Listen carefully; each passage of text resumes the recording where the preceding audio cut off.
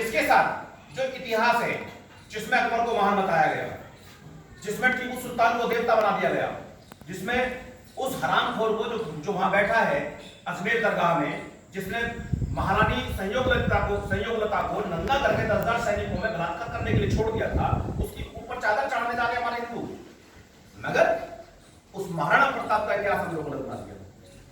हमें इतिहास में बदलाव करना पड़ेगा पूरी तरीके से।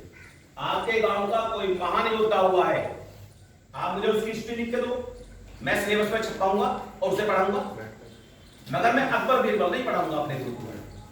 मैं अपने इतिहास के सब्जेक्टों में पूरी तरीके से, अगर अकबर था उसने जैसे काम किए, जितनी क्रूरता उसने की, उसको मैं उतना ही पढ़ाऊंगा। अपनी तरफ से ज्यादा भी नहीं बताऊंगा कि ज्यादा क्रूर था, जितना था उतना ही क्रूर बताऊंगा, जितना खिलजी क्रूर था उतना ही क्रूर बताऊंगा। टीपू सुल्तान ने जितने हिंदुओं के जने उतार के जितने हिंदुओं का कत्लेआम किया, मैं उतना ही पढ़ाऊंगा, मैं उसे महान नहीं बताने वाला हूं। इसलिए हमें आज भारत में अपने गुरुकुलों के अंदर, इतिहास के अंदर पूरी तरीके से चेंजिंग करनी पड़ेगी। अगर हम इन मुसलमानों को, इन ईसाइयों को, इन कसाईयों को देवता बनाकर अगर हम लोग प्रस्तुत करते रहे, इन्हें महान बनाते रहे, तो जो हमारे आने वाली नस्ल है वो पूरी तरीके से देशद्रोही और गद्दार हो जाएंगी। और यदि वो गद्दार आज भी हम जो शिक्षा दे रहे हैं, चाहे आपका बेटा हो चाहे मेरा बेटा हो, कल को अगर कोई बड़ा मूवमेंट चला इस देश के खिलाफ, अगर इस देश के खिलाफ कोई बड़ा मूवमेंट चला, तो मेरे और आपके बच्चे को उसमें शामिल हो जाने हैं। क्यों हो जाने? क्योंकि उन्हें वो शिक्षा दी नहीं गई, इस राष्ट्र का सम्मान कैसे करना, मार मातृभूमि की रक्षा कैसे करनी है। इसलिए हमें अपने बच्चों को गुरुकुलों के द्वारा ऐसी शिक्षा देनी है कि वो राम और कृष्ण जैसे चरित्रवान योद्धा, वैदिक योद्धा बनकर के निकले। जब तक हम ये ज्ञान नहीं देंगे, हमारी संस्कृति नष्ट हो जाएगी। आज हमारे बच्चे अगर देशद्रोही होते हैं किसी कारण से, क्योंकि उन्हें नई शिक्षा दी गई, तो मैं चाहता हूं कि जो मेरे गुरुकुल में बच्चे आए, चाहे वो आपके बच्चे हैं चाहे किसी के भी बच्चे हैं, हिंदू बच्चे जो पढ़ते जाए, अगर मेरा बेटा भी कल को देशद्रोही के साथ हो, तो मैं ऐसे चंद्रगुप्त मौर्य, ऐसी रानी लक्ष्मीबाई गुरुकुलों में पैदा कर देना चाहता हूं कि मेरे बच्चे की हत्या करके वो रक्षा करें इस देश की, वो सनातन धर्म की रक्षा करें। इसलिए हमें ऐसी शिक्षा का प्रचार प्रसार करना होगा, ऐसा ज्ञान हमें अपने बच्चों को देना पड़ेगा कि बच्चा जब भी किसी सभा में बैठे, सब्जेक्ट मायने नहीं रखता है कि हिंदी सब्जेक्ट है, इंग्लिश सब्जेक्ट है, कौन सा सब्जेक्ट है, सब्जेक्ट भले ही हिंदी हो, मगर हिंदी के वर्ड्स पर बच्चे की पकड़ ऐसी हो कि वो जब बोले तो लोग उसको सुने। इसलिए सब्जेक्ट से तुलना मत करो किसी बच्चे को, वो साइंस साइड का तो ज्यादा विद्वान है, वो आर्ट साइड का तो उतना विद्वान नहीं है, विद्वानता का इससे कोई लेने देना नहीं है। अगर आपका कोई मित्र है, कोई दोस्त है, कोई भाई है, कोई बच्चा है, अगर वो किसी भी सब्जेक्ट से है, उसे कम आके मत देखो। ईश्वर ने हर किसी को एक लाइन दी है, एक दिशा दी है, वो अपनी दिशा में चल रहा है, उसमें आप हम कुछ नहीं कर सकते हैं। ना तो मृत्यु पे हमारा कोई अधिकार है, ना जन्म पे हमारा कोई अधिकार है, कर्म पे हमारा अधिकार है, वो हमें करना चाहिए। इसलिए अगर कोई बच्चा किसी भी सब्जेक्ट का है, उसकी पकड़ उसको होनी चाहिए। दुनिया के सारे शास्त्र पढ़ डालो, सारा ज्ञान प्राप्त करो आप, और दुनिया के अंदर जब बोलोगे तो आपकी पहचान अपने आप हो जाएगी।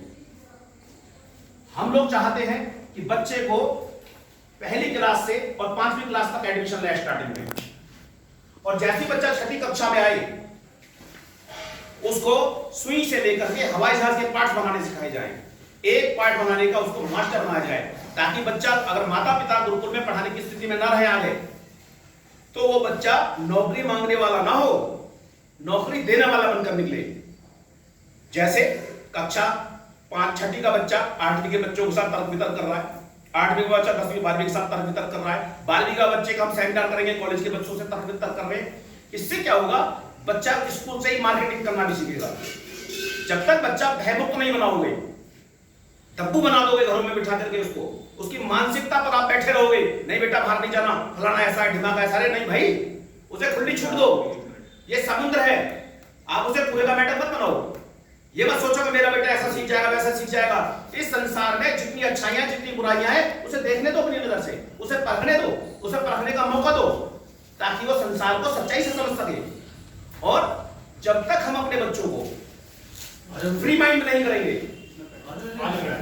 जब तक हम अपने बच्चों को फ्री माइंड नहीं करेंगे, तब तक हमारे बच्चे राम और कृष्ण नहीं बन सकते। इसलिए हम बच्चों को ऐसा तर्क वितर्क करा करके, ऐसा ज्ञान दे करके उन्हें शिक्षित कर देंगे। आ जाओ कोई बात। तो हम लोग ये चाहते हैं कि बच्चा जैसी 6ठी क्लास में आए उसको टेक्निकल एजुकेशन में तो साथ साथ है। उस टेक्निकल एजुकेशन में जो हम पार्ट्स बनाना सिखाएंगे, फॉर एग्जांपल ये भैया के हाथ में मोबाइल सैमसंग का है, इससे हमने टाई अप किया कंपनी से कि भाई अपना इंजीनियर अपनी मशीन हमारे गुरुकुल में भेज दो, हम आपके बच्चों को, आप हमारे बच्चों को सिखाओगे। अब जिस दिन बच्चा इसके पार्ट्स बनाने सीखेगा तो कंप्लीट फीस भी बढ़ेगा ना। जब कंप्लीट पीस बनेगा कंपनी की प्रोटेक्शन बढ़ गई, उसकी लेबर सेल भी बची करोड़ों रुपए की। मगर मेरा बच्चा फ्री में मोबाइल के पार्ट्स बनाना सीख गया, मोबाइल बनाना सीख गया। कल को जब ये कंपनी वैकेंसी निकालेगी तो सबसे पहले किसको लेगा? उस बच्चे को लेगा जिसपे 6 साल मेहनत की है। इस तरीके के हम लोग टाई अप कर रहे हैं कंपनी, बड़ी कंपनियों से, ठीक है। अगर इसके पास इतनी वैकेंसी नहीं भी होगी तो ये हमारा बच्चा स्कूल से टूल लेकर निकलेगा, नौकरी नहीं मांगेगा, नौकरी देने वाला बनकर निकलेगा। और जिसके पास हाथ का दस्तकारी होगी, जिसके पास डिप्लोमा होगा, वो बच्चे को सरकार भी आज की तारीख में लोन दे रही है। प्रैक्टिकल बच्चों को सब चीज की सुविधाएं मिलती हैं, थोड़ी मेहनत करनी पड़ती है। ऐसा नहीं कि गए हम जाके मिल जाएगा, ठीक है। शासन प्रशासन में भ्रष्टाचार है, मगर जब सारे लोग मिल जाते हैं, जब सारे लोग एक कमेटी बना के काम करते हैं, जब जागरूकता आ जाती है लोगों में, तो भ्रष्टाचार पे भी नकेल आ जाती है। इसलिए हम लोग चाहते हैं कि 6ठी क्लास से बच्चे को टेक्निकल एजुकेशन दी जाए। साथ में 6ठी क्लास से ही बच्चे को आर्मी की ही ट्रेनिंग दी जाएगी।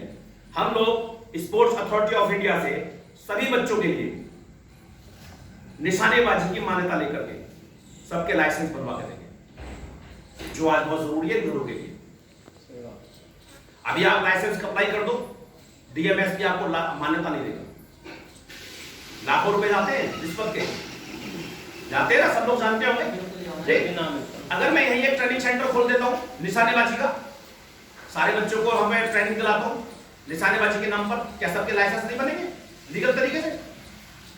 स्पोर्ट्स अथॉरिटी ऑफ इंडिया से मैं मान्यता करा के दूंगा आपको, आपके यहाँ पे जब यहाँ ट्रेनिंग कैंप खुल जाएगा, यहाँ बच्चों को प्रशिक्षण दिया जाएगा आर्मी की तरह, तो जिस दिन ईसाई या कसाई आप लोगों पर हावी होंगे, आप लोग उन्हें जवाब देने में सक्षम हो जाएंगे। उन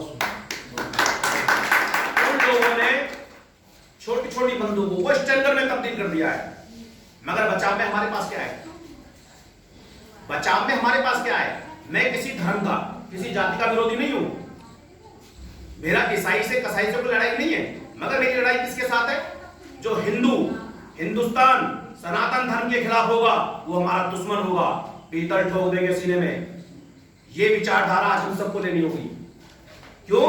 क्योंकि इस देश को तोड़ने वाले आपने सऊदी अरब से, फ्रांस से लेकर के, सऊदी अरब से लेकर के, ईरान, इराक से लेकर के पाकिस्तान और अफगानिस्तान तक छोड़ा है। आपने अभी जल्दी में कश्मीर छोड़ा है, आपने आसाम छोड़ा, मिजोरम छोड़ा, नागालैंड छोड़ा, सिक्किम छोड़ा, दादरा नगर हवेली छोड़ी, यानी कि नॉर्थ ईस्ट के 9 राज्य जहां आज हिंदू घट करके 10%, 5% पा गया है, जबकि पूरा हिंदू था। और आप सोचते हैं सेकुलर बन करके कि भाई नहीं, हमारे साथ अन्याय नहीं हो सकता, हम लोग यहाँ इस गांव में बैठ करके सुरक्षित हैं। अरे भाई, जब सारे चारों तरफ से वो घेर लेंगे आपको, कितने दिन सुरक्षित रहोगे? क्या आप नहीं जानते उनका इतिहास, मुगलों का क्या इतिहास है? क्या आप नहीं जानते ईसाइयों की क्या सोच है? क्या आप चाइना को नहीं देख रहे किस तरह की विस्तारवादी योजना के साथ सारे देशों पे कब्जा करता जा रहा है, कितने देशों को नील गया है? इसलिए हम लोग अपनी सेकुलरता का त्याग करें। सेकुलरता दिखानी है ना हमें। हमारे इस गांव में कोई भाई किसी भी जाति का है, अगर उसकी जनसंख्या कम है इस गांव के अंदर, तो उससे प्रेम करो, उसे गले लगाओ, उसे महसूस नहीं होना चाहिए कि मेरी जनसंख्या कम है तो मुझे आदर कम मिल रहा है। ये यहाँ दिखाओ सेकुलरता। सेकुलरता दिखानी है तो यहाँ दिखाओ कि अगर कोई बच्चा, कुत्ते बिल्ली के बच्चे को आप गोद में ले रहे हो और हमारे कोई दलित भाई है उसके साथ उसका साथ अपमान, ये अन्याय है। ईश्वर इसको छोड़ता नहीं ऐसे लोगों को। इसलिए हमें सभी जातियों का उसी प्रकार सम्मान करना है जिस प्रकार हम अपने माता पिता का करते हैं। जब तक हम ये भावना नहीं लाएंगे, इस देश के अंदर जातिवाद, इस देश के अंदर जातिवाद, क्षेत्रवाद और भाषावाद का समापन नहीं होगा।